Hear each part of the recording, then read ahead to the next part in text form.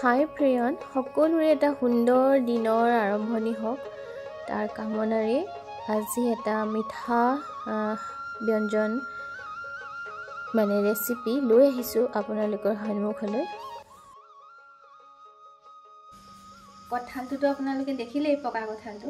আৰু পকা কঁঠালটোৰে আমাৰ ঘৰৰ একেবাৰে সাধাৰণ, আমাৰ ঘৰত সহজে উপলব্ধ পিঠাগুড়ি ব্যৱহাৰ কৰি খুব ধুনীয়া টেষ্টি লাডু বনালোঁ। আৰু 5 মিনিটমানৰ ভিতৰতে লাডু বনাই একদম আপোনালোকৰ ৰেডি হৈ যাব।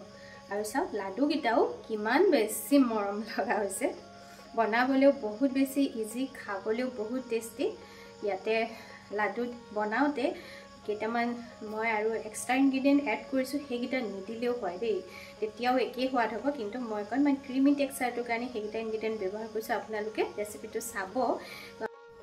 এতিয়াতো পকা কঁঠালৰ ছিজন নহয়নে? কেইদিনমানৰ আগলৈকে কঁঠালৰ মুচিবিলাকেৰে বজাৰ ভৰি আছিল।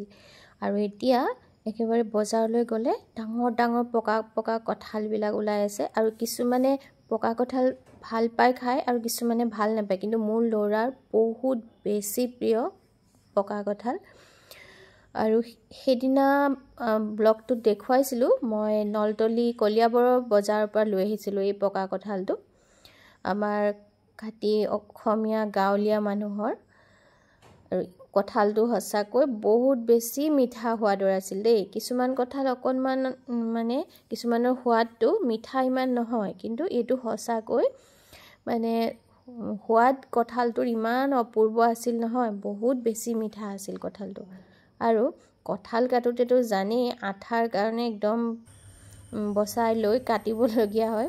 এনেকৈ কলপাতত পেলাই লৈছোঁ আৰু একেবাৰে। আৰু কিন্তু কঁঠালৰ যিখিনি বাদুৰে সৈতে বাকলিখিনি গৰুৱে খাই বহুত ভাল পায়। আপোনালোকে দিয়েনে বাৰু? গাঁৱত দেখিছোঁ সকলোকে তেনেকৈ দি দিয়া। আৰু আমিও আমাৰ ওচৰৰে গৰুকেইজনীক আমাৰ এলেকাটোতে চৰি থাকে, সিহঁতৰ কাৰণেও আজি এয়া কঁঠালৰ বাকলিৰ সৈতে দি দিছোঁ দেই। আৰু এয়া চাওক, কঁঠাল কিমানখিনি ওলাই গ'ল চাওকচোন। এতিয়া ল'ৰাই একেবাৰে হেঁপাহেৰে খালে কঁঠাল। এতিয়া ভাবিলোঁ এটা ৰেচিপি বনাই দিওঁ, বাকী ইমানখিনি কঁঠাল আৰু খোৱাটো সম্ভৱ নহয়নে? আৰু সিও ক'লে, মা অকণমান বেলেগ কিবা মিঠা ব্যঞ্জন বনাই দিয়া। আৰু মই ভাবিলোঁ কঁঠালৰ ৰসখিনি উলিয়াই লওঁ, এনেকৈ মিক্সিত ধুনীয়াকৈ পিচি লওঁ প্ৰথমতে। আৰু গুটিবিলাক আপোনালোকে শুকুৱাই থয়নে? গুটিখিনি কঁঠালৰ বহুত উপকাৰী হয় দেই। পকা কঁঠালৰ গুটি এনেকৈ উলিয়াই প্ৰথমতে ধুই ল'ব লাগে, তাৰপিছত ৰ'দত শুকুৱাই থৈ দিব লাগে, বহুত দিনলৈ থাকে তেনেকৈ থ'লে। যেতিয়া কৰোণাৰ সময় হৈছিল নহয়, তেতিয়া ডক্তৰে কৈছিলে কঁঠালৰ গুটিত এনেকুৱা কিবা বিশেষ থাকে যে সেই বেমাৰটোত বহুত উপকাৰী হয়। আৰু তেতিয়াৰ পৰা কঁঠালৰ গুটিৰ প্ৰয়োজনীয়তাটো মানুহবিলাকে অনুভৱ কৰিছিলে। আৰু এতিয়া এইখিনি মিক্সিত মই পেষ্ট কৰি ল'লোঁ। চাওক, ইমান ধুনীয়া এটা স্মুথ পেষ্ট হৈ গ'ল। আৰু আপোনালোকে কঁঠাল খাইছেনে বাৰু ছিজনৰ? জনাবচোন কমেণ্ট কৰি। আৰু যিসকলে মোৰ ভিডিঅ'বোৰ নতুনকৈ চাই আছে, চেনেলটো ছাবস্ক্ৰাইব কৰি ল'বলৈ নাপাহৰিব দেই। আৰু এয়া চাওক, ঘৰতে খুন্দা পিঠাগুড়ি, কিন্তু মই শুকুৱাবলৈ সময় পোৱা নাছিলোঁ, কেঁচাই হৈ আছে। সেইকাৰণে প্ৰথমতে মই কেৰাহীখনত অকণমান সময় ভাজি ল'ম। যিহেতু মই পকা কঁঠালৰ লাডু বনাম, কেঁচাকৈ দি দিলে সেই টেষ্টটো নহ'ব, অকণমান সেইকাৰণে ভাজি লৈ কাঢ়ি ল'লোঁ। আৰু সেইখন কেৰাহীতে এতিয়া মই ঘি এচামুচ ডাঙৰ চামুচেৰে দি লৈছোঁ। আৰু ইয়াতে এতিয়া কঁঠালৰ যিখিনি মই পেষ্ট কৰি লৈছিলোঁ পকা কঁঠালৰ, সেইখিনি ইয়াত দি দিম। আৰু আপোনালোকে ইলাচি দিওঁ বুলিলেও পাৰে, যদিহে গোন্ধটো ইমান ভাল নাপায়।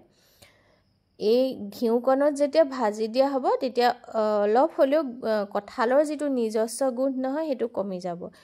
আৰু ফ্লেমটো একদম কমাই লৈ এনেকৈ একদম বহুত খৰকৈ হেতাখন চলাব লাগিব দেই, নহ'লে তলত লাগি ধৰিব। এনেকৈ ঘূৰাই ঘূৰাই চলাব লাগিব। এনেকৈ চাওক, লাহে লাহে লাহে লাহে কঁঠালখিনি যিখিনি পানী সেইখিনি আঁতৰি গৈছে। বহুত বেছি মানে পগাই থকাৰ যুক্তি নাই মাজে মাজে এনেকৈ মানে ইনগ্ৰেডিয়েন্টছখিনি এড কৰি যাব লাগিব প্ৰথমতে এয়া মই দিলোঁ চেনি যিহেতু কঁঠালৰ নিজস্ব এটা মিঠা আছে যিসকলে চেনি নাখায় কঁঠালত চেনি নিদিলেও হ'ব দেই আৰু অকণমান ফুড কালাৰ অৰেঞ্জ কালাৰ অকণমান এড কৰি দিছোঁ দেখিবলৈ অকণমান ভাল লগাকৈ সেইটো অপশ্যনেল আপোনালোকে ব্যৱহাৰ নকৰিলেও কালাৰ এটা আহিবই এক্সট্ৰা আৰু এয়া চাওক কঁঠালৰ নিজস্ব পানীটো আঁতৰি লাহে লাহে আৰু অকণমান গাঢ়া হৈ আহিছে আৰু এতিয়া ইয়াতে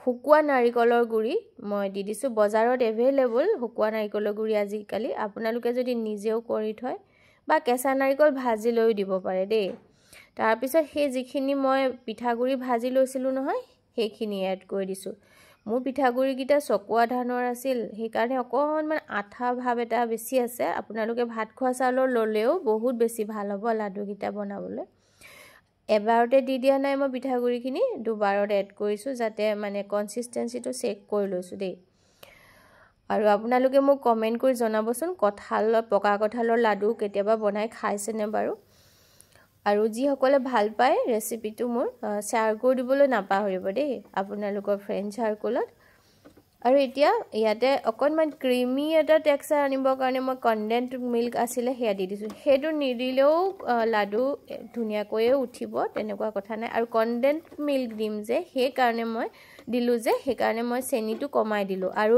কিছুমানে চেনি নাখায় যদি কনডেন্সড মিল্ক দিলেও মিঠা হোৱাটো সমানেই আহে দেই আৰু এতিয়া শেষত আৰু অকণমান ঘিউ এড কৰি দিলোঁ দি লৈ এতিয়া এনেকৈ চাওক তলৰ পৰা মানে তেলৰ গোটেই ডোটো উঠি আহিব তেতিয়া জানিব যে লাডুখিনি হৈ গৈছে আৰু লাডু বনাবলৈও একেবাৰে ইজি 5 মিনিটমানৰ ভিতৰত যোগাৰখিনি হোৱাৰ পিছত লাডুকেইটা বৰ ধুনীয়াকৈ হৈ যায় আৰু এইখিনি এতিয়া কাঢ়ি ল'লোঁ এতিয়া লাডুকেইটা কৰাৰ কথা একেবাৰে সহজ হাতত অকণমান মই ঘিউ সানি ল'লোঁ দেই তাৰপিছত এতিয়া চাব লাডুকেইটা ফটাফট উঠি যাব চাওক কিমান ধুনীয়া হৈ গ'ল কঁঠালেৰে বাৰু আৰু কি ৰেচিপি আপোনালোকে বনায় কমেণ্টত জনাবচোন আৰু মোৰ ভিডিঅ'বিলাক চাই আপোনালোকে মোক পৰামৰ্শৰ লগতে মোৰ সৈতে কথা বতৰা পতাৰ কাৰণে মোৰ ইমান ভাল লাগিছে আচলতে ময়ো জানিব বিচাৰোঁ আপোনালোকে কি বিচাৰে আৰু কোনোবাই যদি আপোনালোকে ভাবে যে বিশেষ বতৰৰ ফলেৰে কিবা ব্যঞ্জন আপোনালোকে চাব খোজে মোৰ পৰা আপোনালোকে কমেণ্ট বক্সত মোক কমেণ্ট কৰি জনাব পাৰে দেই মই ট্ৰাই কৰিম কেতিয়াবা কি হয় পাহৰিও যোৱা যায় কিছুমান বস্তু বনাবলৈ থাকি যায় আৰু এতিয়া শেষত এয়া লাডুখিনিটো হৈ গ'ল পকা কঁঠালৰ এতিয়া ইয়াতে নাৰিকলৰ গুড়ি আৰু অকণমান দি দিছোঁ যাতে অকণ ফৰফৰীয়া হৈ যায় দেখিবলৈও ভাল লাগে নহয়নে চাওকচোন ইমান মৰম লগা হৈছে লাডুকেইটা ইনষ্টেণ্ট বনাই আমি খাব পাৰোঁ কেতিয়াবা মন যায় নহয়নে অকলটো বিহুতেই লাডু খোৱা হয় আৰু যদি ভাল লাগে শ্বেয়াৰ কৰি দিব দেই আজিলৈ আহোঁ বহুত ধন্যবাদ